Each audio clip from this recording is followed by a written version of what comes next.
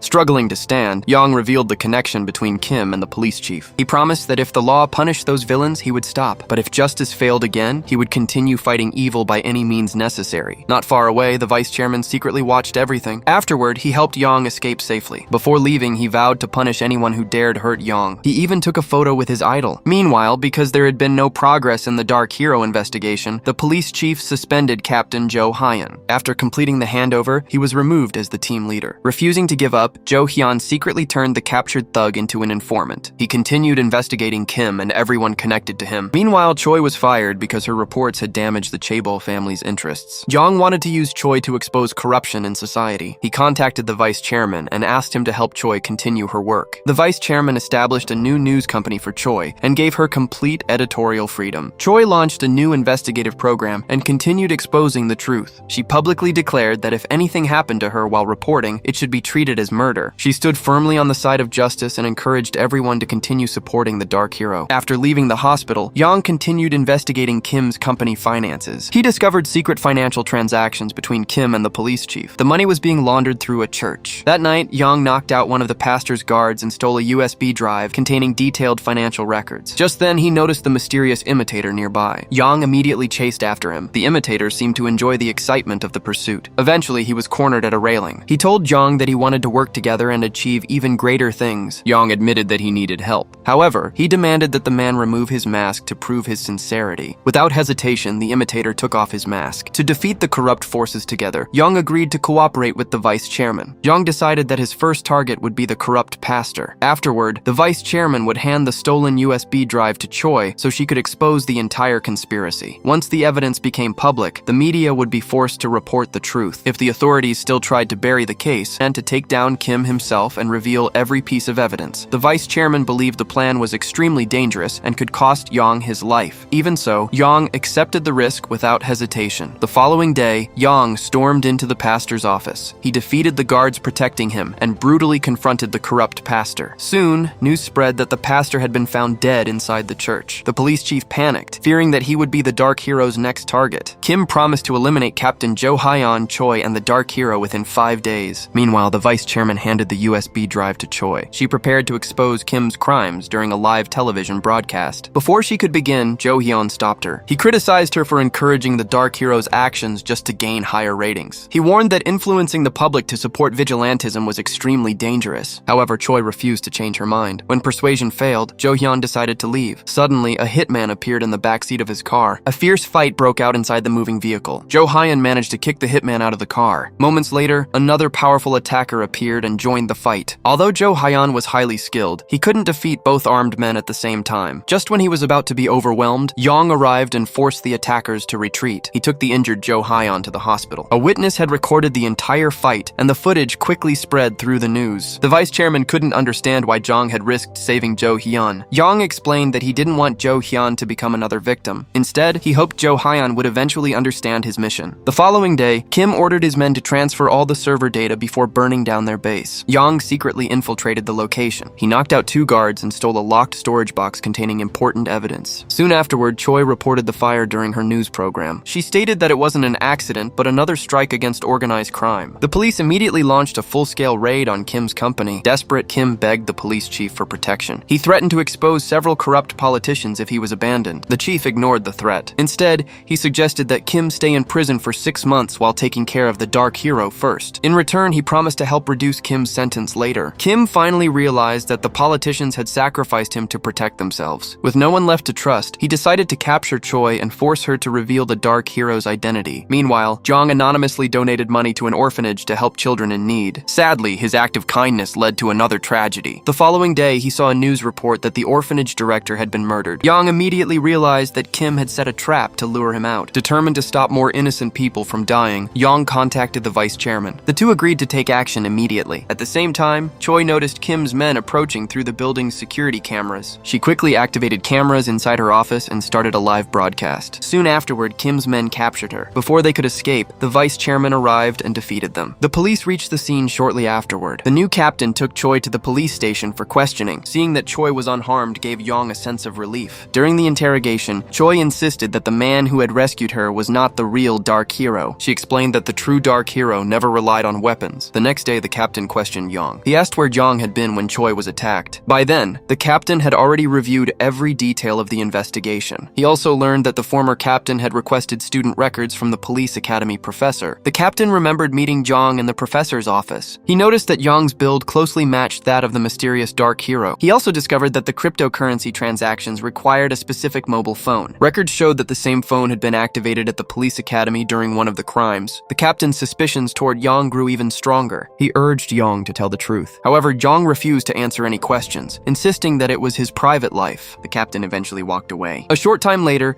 he returned with officers to search the academy. Just then, the phone linked to the crimes suddenly sent a location signal. Surprisingly, it pointed to the principal's office. The office also belonged to the police chief. Everything had been arranged by Jong. He had deliberately activated the phone there. He also secretly hid another phone containing evidence of conversations between Kim and the police chief inside a bookshelf. Jong wanted the investigation to focus on the chief's corruption. Before the captain could expose the truth, the police chief staged a fatal car accident. The captain was killed. Jo Hyun was devastated because the captain had been his closest friend. Jong was also consumed by guilt. He never imagined that his plan would cost the life of an honest police officer. Overcome with anger, Jo Hyun punched Jong. He blamed him for putting innocent people in danger through his actions. Jong replied that even if it cost him his own life, he would continue fighting evil. Hearing Jong's determination caused Jo Hyun to question his own beliefs. A few days later, Choi suddenly disappeared. The vice chairman broke into her apartment and found the place completely trashed. He realized that Choi had already been kidnapped by Kim's hitmen. Despite being tortured, she refused to reveal anything. Jong couldn't allow another innocent person to suffer because of him. Without wasting any time, he and the vice chairman launched a rescue mission. The vice chairman headed to one of Kim's hidden offices. He knew Kim had stored a large amount of money there. The plan was to lure most of Kim's hitmen away from the hideout. They captured one of Kim's associates while he was speaking with Kim on the phone. They forced him to repeat a prepared message. Believing the message was genuine, Kim immediately ordered his strongest hitman to head to the meeting point. Knowing that the enemy was gathering its forces, Jong and the vice chairman met on a hidden rooftop to prepare their final plan for the next day. After their discussion ended, the vice chairman drove away. Just then, Jong received an unexpected call from his friend, Min. Min had noticed that Jong had been acting strangely lately and skipping school without any explanation. He became suspicious of Jong's behavior. When Jong remained silent, Min didn't pressure him for answers. Instead, he simply reminded Yang not to skip school the next day. Meanwhile, Kim arrived at the meeting point with hundreds of armed men. They stormed into the control room, forced the staff out, and monitored the security cameras for anyone suspicious. Suddenly, a man dressed in black appeared on one of the screens. Kim immediately ordered his men to capture him. However, more and more people wearing black outfits began appearing on the monitors. Kim soon realized that a nearby music festival had a dark hero theme. The entire event was part of Yang's plan to distract him. Hidden among the crowd, Yang and the vice chairman quietly moved toward their objective. Yang then deliberately revealed his location to attract the hitmen. This created the perfect opportunity to rescue Choi. At the same time, the vice chairman also exposed himself to draw the gang's attention. Once Choi was safe, Jong handed her a mobile phone and told her to start a live stream. It was the best way to expose the criminals to the public. After seeing the live broadcast, Jo Hyun rushed toward the stadium with several reformed criminals who had agreed to help. The police chief also headed to the scene. Chaos soon erupted in the parking area. After fighting countless enemies, Yang and the vice chairman were nearly exhausted. At that moment, Jo Hyun drove into the area and crashed into the gang's strongest fighter. He ordered everyone to surrender in the name of the law, but Kim, consumed by hatred, only wanted to kill Yang. A man dressed in black suddenly stepped in to protect him. Kim stabbed the man in the stomach. Yang kicked Kim away and was shocked to discover that the injured man was Min. Min had long suspected Yang's secret identity. Earlier, he had seen Yang and the vice chairman together near the stadium, confirming his suspicions. Even so, he chose not to expose Yang. He believed Yang was doing what he himself never had the courage to do. In the end, Min sacrificed his life while protecting justice. When the police arrived, Kim escaped during the confusion. Driven by grief and anger, Yang chased after him to avenge his friend. The vice chairman stayed behind to hold off the remaining attackers, giving Yang the chance to pursue Kim. However, one of the hitmen had secretly been bribed by the deputy police chief to eliminate Kim. Jo Hyun arrived and ordered everyone to surrender. Kim trusted no one anymore and fought with everything he had. Even so, he was no match for Yang, who quickly overpowered him. Just then, the deputy chief appeared and locked the basement door. He shot Kim first and then emptied the rest of his bullets. Afterward, he opened the water valve, causing the basement to flood. He believed that if everyone died there, his crimes would remain hidden forever. Following Jo Hyun's instructions, Yang climbed onto his shoulders and punched the deputy chief with all his strength. Jo Hyun stopped Yang from going any further. He reminded him that the truth had already been exposed to the public. He believed the law should now punish the criminals. At that moment, the hitman climbed back up, still determined to kill Yang. The deputy chief grabbed another gun and began firing wildly. Overcome with rage, Jo Hyun no longer cared about his badge. He knocked the deputy chief unconscious. Using the last of his strength, Yang finally defeated the hitman. At that moment, Jo Hyun finally understood why Jong had chosen to punish criminals outside the law. Later, during the official investigation, Choi lied to the authorities. She claimed that the real dark hero had been Min, who had already died. Because of her testimony, Yang avoided legal punishment and was able to continue his mission. When the vice chairman regained consciousness, the first thing he asked about was Yang. His men assured him that Yang was safe. They also confirmed that every piece of security footage had been erased. Everyone believed the nightmare was finally over. However, the Blue House covered up the late police chief's crimes. Instead of exposing the truth, the government honored him as a hero. He was even posthumously appointed honorary commissioner general. The real forces behind the corruption remained unpunished. At the police academy graduation ceremony, every student raised a hand and swore loyalty to the country. Yang was the only one who remained still. He had completely lost faith in the system he once dreamed of serving. So, what do you think? Was Kim Ji-young a hero who delivered justice, or was he just another criminal? Let me know your opinion in the comments below.